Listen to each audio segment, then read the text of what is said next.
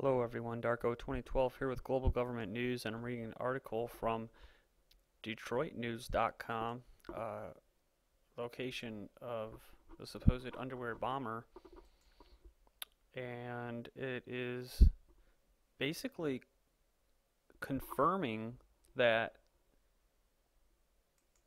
the sharp-dressed man was a government agent who escorted the quote terrorist underwear bomber Farouk Abdulmutallab, and we're going to get into it right away here. Just a brief history, though, a brief background.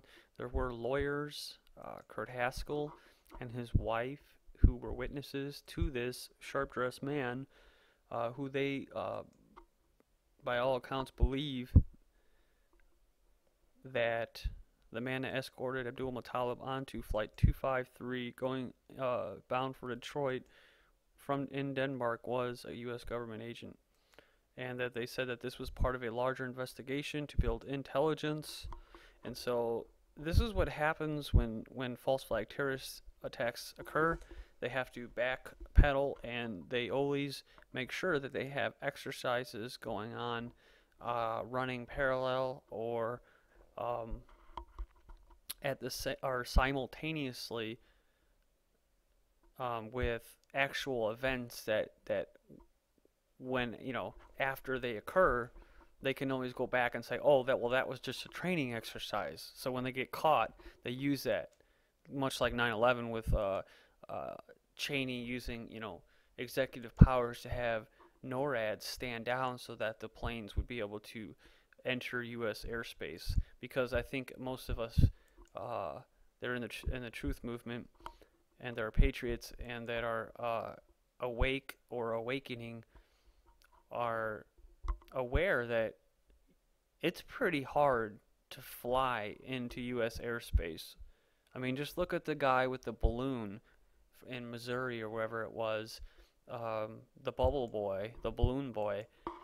That whole thing just didn't sound right to me. It didn't smell right, but that's a totally different story. But it's just proof that if you're a regular U.S. citizen, you don't build your own craft and you don't fly it in the air, because the FAA will come and knock on your door, or they will arrest you and they will slap you with a federal fine, because the feds run the airspace. They own the airspace. They know everything that's going on in the airspace. So it's just not. This just doesn't happen where you're allowed to get in unless they allow you to get in. So here we go. Washington. The State Department didn't revoke the visa of foiled terrorism suspect Umar Farouk Abdulmutallab because federal counterterrorism officials had begged off revocation, a top State Department official revealed Wednesday. Mind you, this is mainstream news. Patrick F. Kennedy, an undersecretary for management at the State Department, said Abdulmutallab's visa wasn't taken away because intelligence officials asked his agency not to deny a visa to the suspected terrorist over concerns that a denial would have foiled a larger investigation into al-Qaida's threats against the United States. And of course this makes sense, because the wealthy father of Abdulmutallab even told intelligence agencies about his son's activity. And of course they already knew about it, so they're just like, they just blew him off. Revocation, it says, quote, this is in quotation, revocation action would have disclosed what they were doing, Kennedy said in testimony before the House Committee on Homeland Security. Allowing Abdulmutallab to keep the visa increased chances federal investigators would be able to get closer to apprehending the terror network he is accused of working with, quote, rather than simply knocking out one soldier in that effort. The committee's hearings continue a series across Capitol Hill that started last week, all looking into the events leading up to and after the attempted bombing of Flight 253 over Detroit. Law enforcement officials say Abdulmutallab tried to detonate an explosive hidden in his underwear on board the flight from Amsterdam shortly before its landing at Detroit Metropolitan Airport in Romulus on Christmas Day. And also, just to throw in there, There was also reports that Abdulmutallab was being videotaped, recorded, from the beginning of the flight to the end of the flight. And I don't know, maybe it's just another coincidence.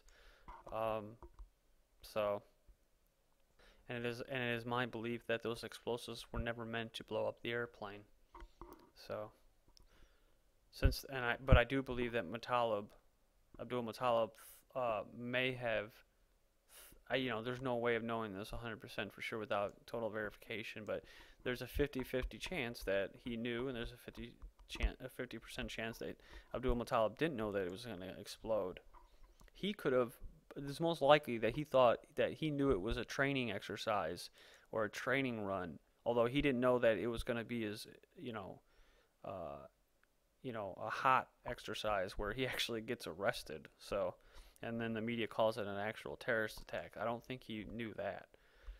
And it says, since the failed attack, criticism has swirled around the leaders of the U.S. intelligence community, who have indicated they were warned by the suspect's father about a month before the flight of a potential terror threat, but failed to stop Abdulmutallab, despite other warning signs like the fact that he purchased a one-way ticket to Detroit with cash.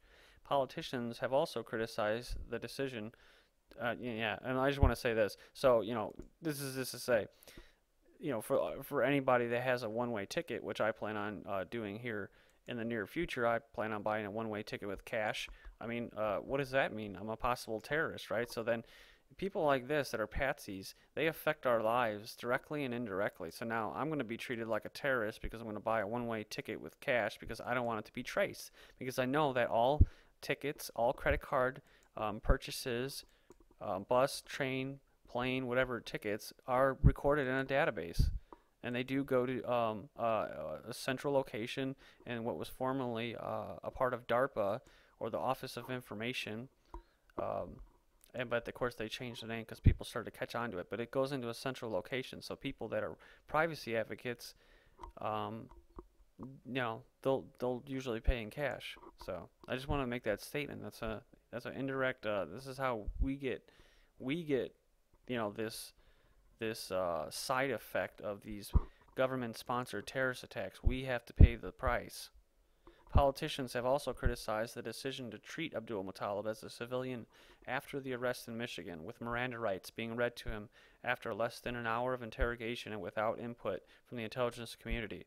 Representative Candace Miller, Republican Harrison Township, or a representative from Harrison Township, the only Michigan House member on the Homeland Security Committee, said in a Tuesday statement that she planned to question officials on that matter at today's hearing. Which would be interesting to learn what happened. And this kind of ties in. This is actually, it looks like the same article, but it was actually posted at 1 in the morning, just hours after this other article that I just showed you. And it's a little bit different. And but it says down here, it talks about this bill now, so problem, reaction, solution. Like they create the problem, false flag terrorism. They use the media and they use the people's dumbed down, not being awake, not being aware that this is happening, and they manipulate their reactions to say we have to do something must be done. And then the solution is, we need to. Miller and King introduced the bill, House Bill 4415 on Wednesday, which says the bill calls for a suspected terrorist who is, quote, closely associated with or has provided material support to al-Qaida or any other organization dedicated to committing acts of terrorism, end quote, to be detained, quote, for military purposes. In other words, the whole thing was done on purpose of putting Mutallab through regular civil court, or for citizens, regular citizens, and not for terrorists, which would go under military tribunals. And you just do your research. And I posted other articles about the HIG, the high value investigative group. They also wanted to roll that out and say, hey, now we can apply this to domestic terrorists. And so they're just rolling out programs and bills so that ordinary people in the future that fight this tyranny are going to be considered terrorists, and they can be not go through a regular court where they have due process in that, and they'll be go through